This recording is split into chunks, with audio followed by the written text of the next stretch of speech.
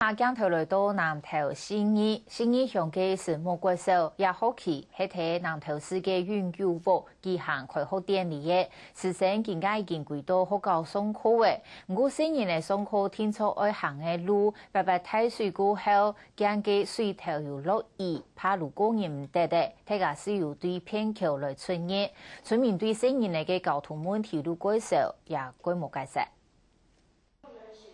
上課時間也對學生嘅當準時面投教師度學習，就算事先按認真，唔過交防侵犯路嘅，三唔係配合資源嘅問題。係見到睇嘅時節，什麼鬼社會認為態度，但是都未講唔得。故所學校特別為學生嘅準備嘅皮毛民眾也掉，而用到就唔會數壓嘅。為什麼會住在學校裡面？因為土石流。那你現在最大的心願是什麼？不想住在學校。我們全校老師都是住在宿舍裡面。我們晚上可以就近照顧學生，那麼通知家長不用來接送，啊，包括晚餐啊，我們都會幫小朋友準備好。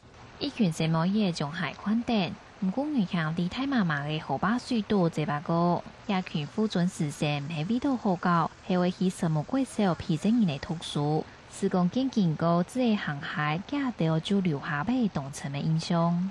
因為我們上一次其實是有進來，那上一次的經驗其實跟這次又更驚心動魄。對，因為我們上一次的時候下面還可以走，那這次的話變成是這邊整個路橋已經聽當地的居民講已經被沖掉了。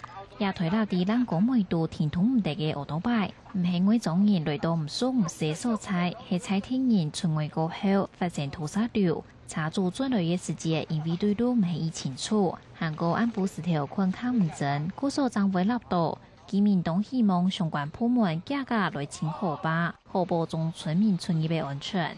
全村嘅人合作來做，結果2天過去啊！啲個攏去。呢條路唔可以磨足嚟講嘛，根本都冇法度上下。影響到我哋用山北嘅村民嘅生活問題嘅影響非常嘅大。農產品啊，仍然無法度出現嘛吼。基民黨無奈何表示，北風災發生2年人嘅，唔過見到他嘅時節，也大把仍然出現行係外望路天宮，為到新年嘅教育同農產運輸嘅問題，才提基民黨希望相關單位嘅重建工作做得加強到位。學新聞畢風氣南投報道。